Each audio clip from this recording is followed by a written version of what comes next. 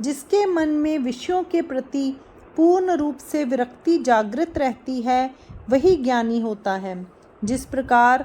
वमन किए हुए पदार्थ को देखकर किसी की जीभ से लार नहीं टपकती, अथवा जिस प्रकार किसी मृत पुरुष को आलिंगन करने के लिए कोई आगे नहीं बढ़ता, अथवा विष को कोई नहीं निगलता, अथवा जलते हुए घर में कोई प्रवेश नहीं करता, अथवा बाघ की गुफा में कोई अपना निवास स्थान नहीं बनाता, अथवा गले हुए लोहे के खौलते हुए रस में कोई नहीं कूदता, अथवा अजगर को तकिया बनाकर कोई उस पर नहीं सोता, उसी प्रकार विषय की बातें जिसे अच्छी नहीं लगती और जो इंद्रियों के द्वारा किसी विषय का ग्रहण नहीं करता, कि जिसका मन विषयों की ओर से सदा उदासीन रहता है, जिसका शरीर अत्यंत कृश रहता है और शम दम के संबंध में जिसके मन में बहुत अधिक उत्साह रहता है, हे अर्जुन, जिसमें समस्त तपोव्रत एकत्र रहते हैं और गांव या नगर की भरी हुई बस्ती में रहना जिसे कल्पांत के समय दुखद जान पड़ता है, जिसे योगाभ्यास भी बहुत अधिक लालसा रहती है, जो निर्जन और एकांत स्थान की ओर दौड़ता हुआ जाता है और मनुष्यों के समाज का जिसे नाम भी अच्छा नहीं लगता, जो ऐहिक विषयों के भोग विलास को उतना ही बुरा और त्याज्य समझता है जितना वाणों की शैया पर सोना अथवा पीव के कीचड़ में लौटना, जो स्वर्ग के सुखों का वर्णन सुनकर उन सुखों को कुत्तों के सड़े हुए मांस के समान समझता है, उसका वैराग्य ही उसके लिए आत्मलाभ का वैभव होता है।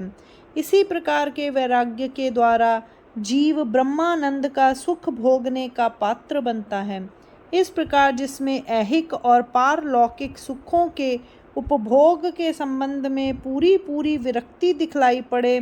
उसके संबंध में तुम यह समझ लो कि उसी में विपुल ज्ञान निवास करता है, जो किसी से काम मनुष्य की भांति ही कुएं और घाट आदि बनवाने के सभी लोक उपयोगी काम करता है, परंतु उनके कर्तृत्व का अभिमान अपने शरीर को छूने भी नहीं देता, जो वर्ण आश्रम धर्म के पालन के लिए आवश्यक नित्य और नैमित्तिक कर्म किए बिना नहीं रहता, परंतु फिर भी जिसमें इस प्रकार की भावना तिल मात्र भी नहीं रहती कि मैंने अमुक कार्य सिद्ध किया है, वही सच्चा ज्ञानी है। जिस प्रकार वायु अपने स्वाभाविक गुण के कारण सभी स्थानों में संचार करती है, अथवा सूर्य अहंकार रहित बुद्धि से उदय होता है, अथवा वेद सहज रूप से ज्ञान का कथन करते हैं, अथवा गंगा बिना किसी हेतु के ही सदा बहती रहती है, उसी प्रकार जो अभिमान रहित होकर सब प्रकार के आचरण और व्यवहार करता है, जो ठीक उसी प्रकार अहम भाव से रहित होकर नित्य कर्मों का आचरण करता है, जिस प्रकार उपयुक्त ऋतु आने पर वृक्ष फल देते हैं, परंतु इस प्रकार का अहंकार पूर्ण ज्ञान उन्हें नहीं होता कि हम दूसरों को फल दे रहे हैं, और इस प्रकार जिसके मन कर्म और वचन में अहंकार का पूर्ण रूप से नाश हो जाता है, वही सच्चा ज्ञानी है।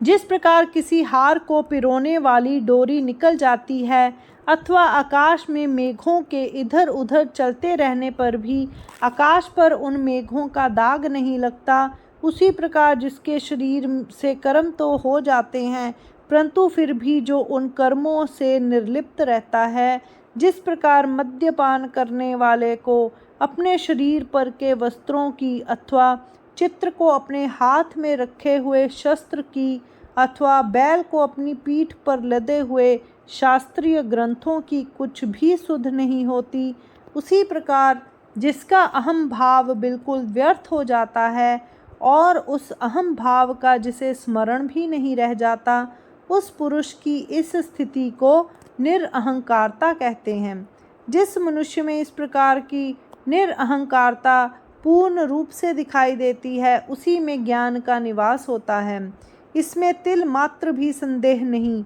जो जन्म और मृत्यु आदि दुखों को और रोग तथा वृद्धावस्था आदि संकटों को अपने शरीर में लगने नहीं देता और निर्लिप्त होकर उन सब की ओर देखता रहता है, और वह भी किस प्रकार देखता है, जिस प्रकार कोई साधक पुरुष पिशाच को, योगी पुरुष उपाधि को अथवा साहुल की सहायता से मिस्त्री दीवार की सीध को बिना स्वयं अपने स्थान से हटे हुए देखता रहता है। उसी प्रकार जो मृत्यु और रोग आदि को निर्विकार होकर देखता रहता है, जो अपने पिछले जन्म के दोषों का उसी प्रकार स्मरण करता रहता है जिस प्रकार सांप अपने मन में पिछले जन्म का भी वैर बनाए रखता है और उसे किसी प्रकार दूर नहीं होने देता, जिसे पूर्व जन्म के दुख आदि उसी प्रकार खटकते रहते हैं जिस प्रकार आँखों में बालू का कण खटकता रहता है,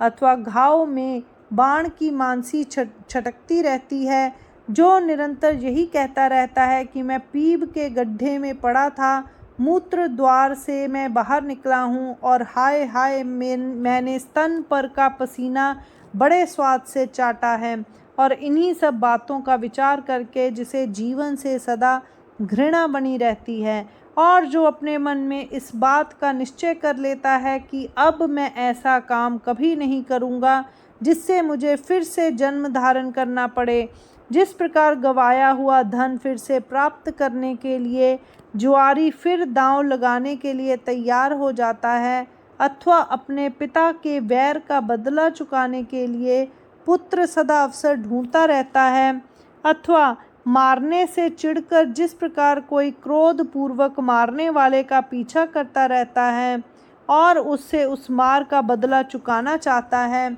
उसी प्रकार जो हाथ धोकर और आवेश पूर्वक जन्म का बंधन तोड़ने के पीछे पड़ा रहता है, अथवा जन्म धारण करने की लज्जा जिसके मन में सदा उसी प्रकार खटकती रहती है जिस प्रकार किसी प्रतिष्ठित पुरुष के मन में अपनी मान हानि खटकती रहती है। अथवा हे अर्जुन, जब किसी तैरने वाले से यह कह दिया जाता है कि आगे बहुत गहरा गड्ढा है, उस समय वह तैरने वाला जिस प्रकार किनारे पर ही खूब अच्छी तरह अपनी लांग कस लेता है और जल में उतरने का विचार छोड़ देता है, अथवा जिस प्रकार बुद्धिमान पुरुष रण में जाकर खड़े होने से पहले ही अपने होश हवास ठिकाने कर लेता है, अथवा घाव लगने से पहले ही जिस प्रकार ढाल आगे करनी पड़ती है, अथवा जिस प्रकार यह पता लगने पर कि प्रवास में कल हम जहाँ चलकर ठहरेंगे वहाँ कोई भारी आपत्ति आने की संभावना है, मनुष्य एक दिन पहले से ही सावधान हो जाता है, अथवा प्राण निकलने से पहले ही जिस प्रकार औषध के लिए दौड़ धूप करनी पड़ती है, इसी प्रकार जो यह समझकर तत्काल ही सावधान हो जाता है कि मृत्यु चाहे आज हो और चाहे कल्पांत में हो, परंतु वह होगी अवश्य, और यदि इस प्रकार मनुष्य पहले से ही सावधान ना हो तो उसकी अवस्था उसी मनुष्य के समान हो जाती है जो जलते हुए घर में पड़ा रह जाता है और जिसे फिर उस समय कुआं खोदने का अवसर नहीं मिलता, और वह डरकर उसी तरह जहाँ का तहाँ रह जाता है, जिस तरह गहरे जल में फेंका हुआ पत्थर चुपचाप पड़ा रह जाता है और किसी को उसकी पुकार भी नहीं सुनाई पड़ती। और इसीलिए जो उसी प्रकार आठों पहर सावधान रहता है, जिस प्रकार एक पुरुष सावधान रहता है जिसका किसी बड़े बलवान के साथ बहुत प्रबल वैर हो जाता है, अथवा जिस प्रकार विवाह के योग्य कन्या पहले से ही अपने मायके के वियोग के लिए तैयार हो जाती है, अथवा संन्यास लेने वाला पुरुष मरने से पहले ही संसार का त्याग करने के लिए तैयार रहता है, उसी प्रकार जो पुरुष मरने से पहले ही मृत्यु पर ध्यान रखकर अपने सब व्यवहार और आचरण करता है, और इस प्रकार जो पुरुष अपने इसी जन्म से अपने समस्त भावी जन्मों का और इसी जन्म में होने वाली मृत्यु से भावी जन्मों की मृत्यु का अंत कर डालता है और स्वयं केवल आत्म स्वरूप में बचा रहता है, उसके घर में ज्ञान की कभी कोई कमी नहीं रहती, जिसके लिए जन्म और मृत्यु का कोई खटका नहीं रह जाता, जिसके शरीर को वृद्धावस्था कभी स्पर्श नहीं करती, और इसीलिए जो सदा अपने आप को यौवन अवस्था की उमंगों में ही रखता है, वही ज्ञानी है। वह अपने आप से कहता है कि आज मेरे जिस शरीर में पुष्टि दिखाई देती है वह शीघ्र ही सूखी हुई कचरी के समान हो जाएगा। अभागे पुरुष के व्यवहार की तरह कभी ना कभी वे हाथ पैर थक कर व्यर्थ हो जाएंगे और इस बल की अवस्था ऐसे राजा के समान हो जाएगी जिसे परामर्श देने वाला कोई मंत्री नहीं होता। जिस मस्तक को आजकल फूलों का इतना शौक है वही यह समस्त शीघ्र ही ऊंट के घुटने के समान हो जाएगा। आषाढ़ मास की हवा लगने के कारण पशुओं के खुरों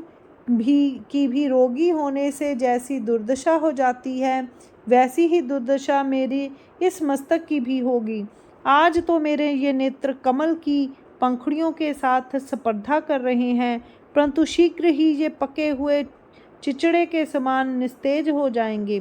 ये बाहों के पर्दे पुरानी छाल के समान लटकने लगेंगे और यह वक्ष स्थल नेत्रों के जल में भीग कर सड़ने लगेगा। जिस प्रकार बबूल के पेड़ पर आने जाने वाले गिरगिट गोंद से लिपटे रहते हैं उसी प्रकार यह मेरा मुख भी थूक से लिबड़ा रहेगा। जिस प्रकार रसोई घर के सामने के गड्ढे गंदे और राख के पानी से भरे रहते हैं उसी प्रकार यह नाक कफ से भरी रहेगी। जिस मुख के होठों को मैं रंगता हूँ, हंसते समय जिसमें दांत दिखलाता हूँ और जिसमें मैं सुंदर सुंदर बातें कहता हूँ, उसी मुख से कल की को लार का प्रवाह बहने लगेगा और सब दांतों के साथ साथ दाढ़ें भी गिर जाएंगी।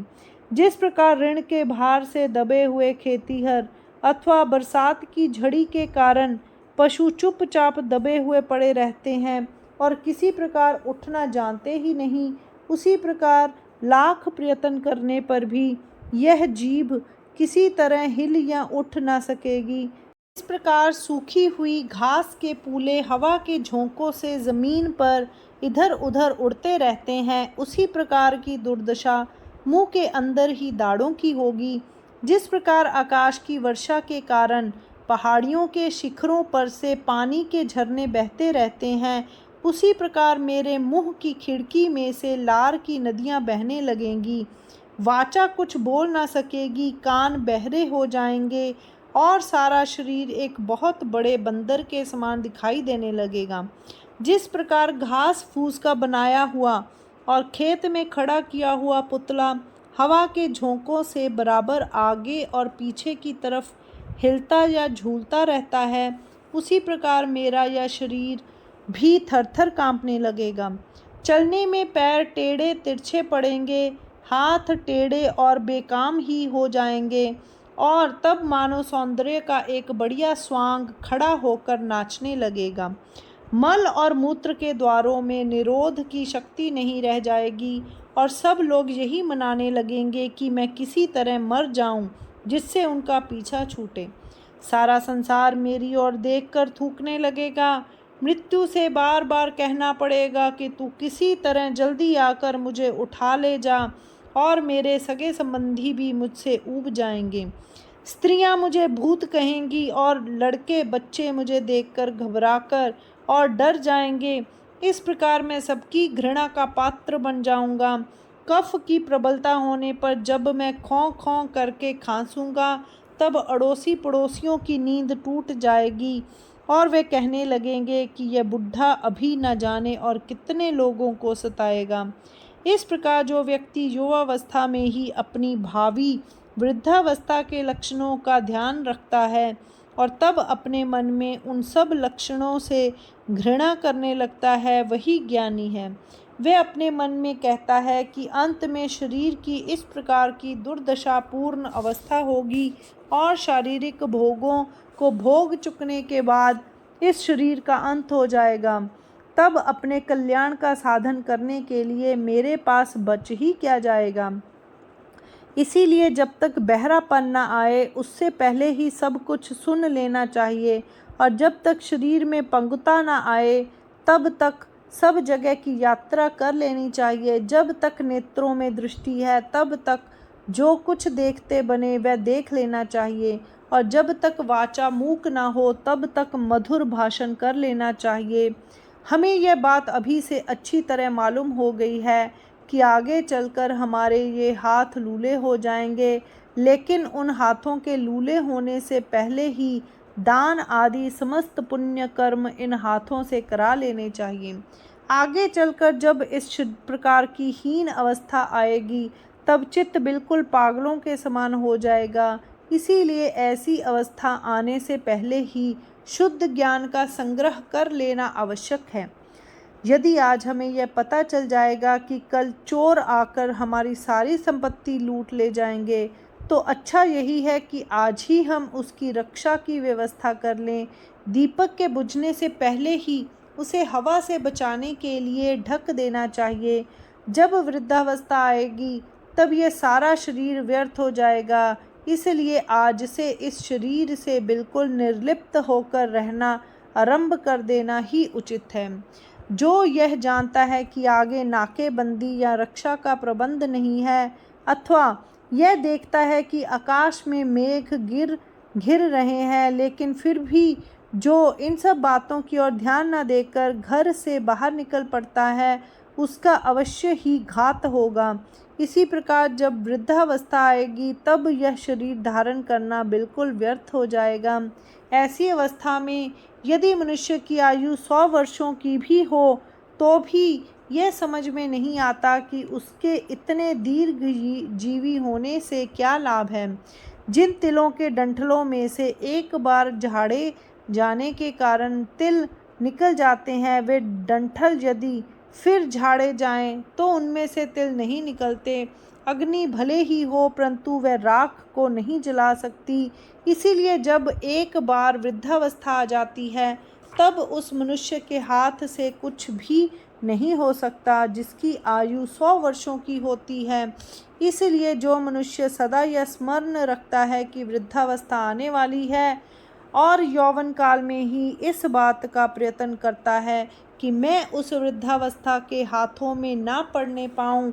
उसी पुरुष के संबंध में यह समझना चाहिए कि इसमें सच्चा ज्ञान है। इसीलिए जब तक नाना प्रकार के रोग आकर सामने खड़े नहीं हो जाते तब तक वह अपने इस निरोग शरीर का पूरा पूरा उपयोग कर लेता है। जिस प्रकार सांप के मुंह से उगली हुई अन्न की गोली बुद्धिमान मनुष्य दूर फेंक देता है, उसी प्रकार ज्ञानी पुरुष भी यह सारा ऐहिक ममत्व दूर फेंक देता है जिसके वियोग से दुख, संकट और शोक आदि का पोषण होता है, तथा वह आत्म सुख से पूर्ण होकर सदा निस्पृह होकर रहता है। कर्मों के जिन द्वारों से होकर दोष इस शरीर में प्रवेश करते हैं, उन सब द्वारों को वह यम नियमों की सहायता से बिल्कुल बंद कर देता है। इस प्रकार जो बहुत युक्ति से और सावधान होकर सब काम करता है, केवल उसी को ज्ञान रूपी संपत्ति का स्वामी समझना चाहिए।